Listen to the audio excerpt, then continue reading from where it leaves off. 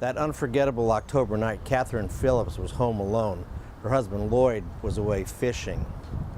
The fire came and she found herself unable to leave her property. She was trapped. She sat in her car for hours with the air conditioning on. Her son in Tennessee called a friend, a deputy sheriff, and asked him if he would go check on his mother. The deputy pulled up, saw her car, and expected the worst. I was up at our Truckee cabin. I went fishing that weekend, and on that morning, at 3 o'clock in the morning, our oldest son called from Las Vegas, celebrating his birthday there, and he was called and said that, gee, Dad, have you heard about the fires in Santa Rosa? And I said, no, I hadn't heard a thing because I watched the baseball playoffs and I went to bed. And he said, yeah, and I can't get a hold of Mom. So I started calling. I called about half a dozen times and nothing, because I didn't know at that time that everything was down, but it was all down. And I decided, well, I better head for home. So about 4 o'clock I was driving, and I got to Vacaville, and our other son, who lives in Tennessee, called and said, you know, I called my buddy, the sheriff, Dave Thompson, and he's going to go up there and check on Mom. And so when Todd called and said his mom is up here, I'm like, that is not good, Todd. I told him that. I said, Todd, that's not good. That area is decimated. And I didn't know what to expect when I got up here, what I was going to find. But driving down Linda Lane and seeing everything completely gone, and just thinking that has no one at home to help her. They can't get a hold of her. Those aren't good signs. Lloyd's gone. These signs are adding up to be bad news. At 11 o'clock, I had a telephone call, but I never bothered getting up I would have to run around the bed to pick it up, and I wasn't feeling that well, so I just let the phone ring and I didn't pick it up. In retrospect, it was probably somebody telling me that there was a fire coming over the hill, and I wasn't prepared for that. And I don't know to this day who it was, but I laid back in bed. That was around 11 o'clock, and about 1 o'clock, I heard this horrible wind. So that doesn't sound good. So I went to the shutters and I opened them, and I saw the fires in the backyard. The fires were splotchy all over the place and in the hills behind the house. And I knew that that was not safe. So I ran out of the bedroom, tried to put the light on in the kitchen to see where my purse was and the keys to my car, and the lights were off. So I ran to the cupboard door where I knew a second set of keys were, and I actually was in such a rush and panic that I pulled the keys off that rack where all the keys were, and I said to myself, ooh, I'm gonna have to fix that tomorrow. I must have wrecked it. So I got in my car and drove down to the gate, and the gate was shut, and the gate would not open, which it usually does when you press the sensors on the driveway. But I could see where the fire was burning, and the trees had fallen over the gate, and the gate was mangled, and the wrought iron railings on the side were mangled. And so I was angry, and I took the car and I rammed the car into the gate, and then the branches went right through my windshield. And I said, that does not look like that is a good idea. And so I put my eyeglass cases, which were very, very thick, I put them in the hole because I didn't want any smoke, but I didn't see any smoke too much. So I thought to myself, you know that if you got out, your feather robe would catch fire, your hair would catch fire, and you don't like to burn yourself. It feels painful to be burned, so you are not going anywhere. And then I thought maybe I could do an Evel Knievel over the creek. And I thought, no. Then a tow truck would have to take my car and pull me out of the creek, and then I have a bad neck, so it might hurt. And I said, I can't do that. And so I saw the fire on the right of me, and I saw Alois's shed on the left of me. It was an inferno.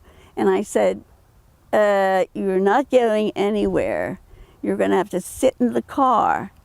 And I sat in the car for 5.5 hours, from 1 to 7 o'clock when I was rescued.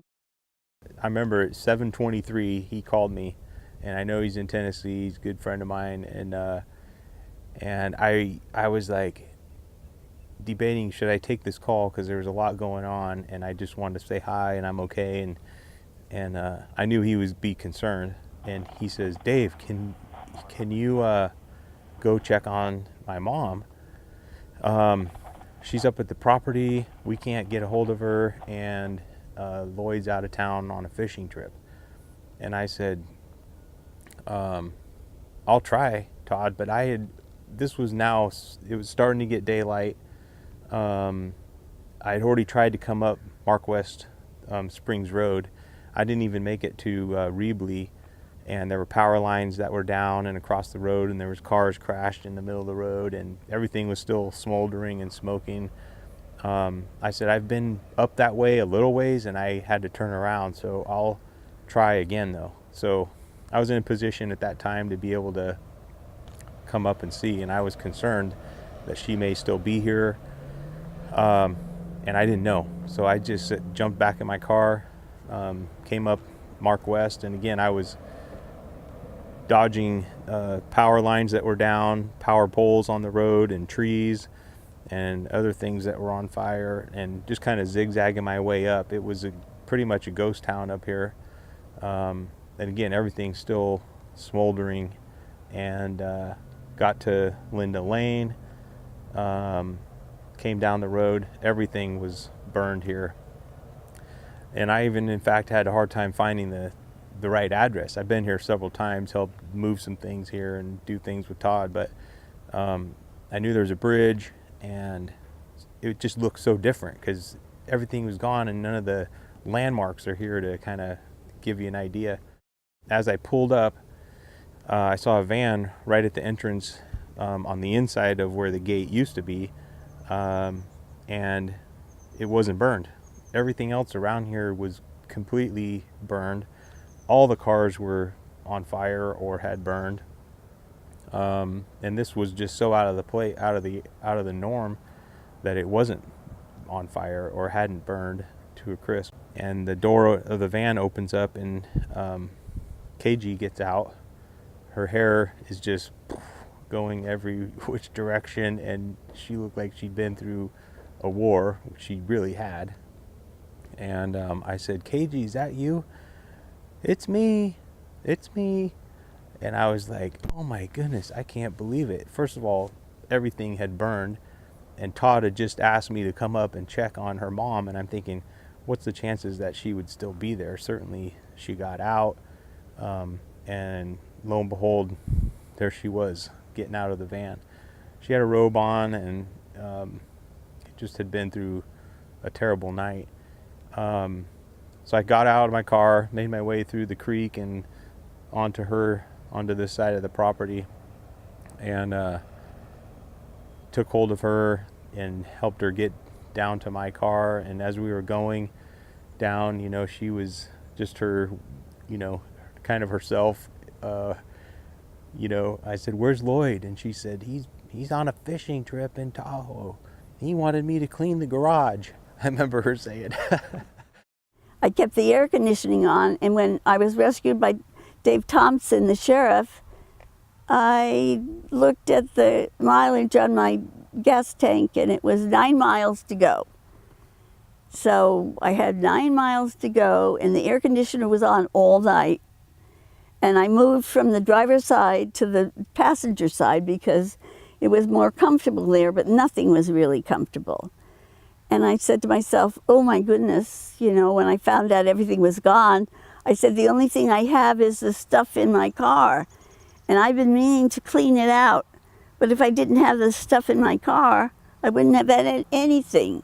So now I have everything in my car, and it's the reason why I never cleaned it out. But I didn't want my garage to be burned up. But it's also a possibility to tell my husband, I don't have to clean the garage anymore. It's gone. So I don't have that thought anymore.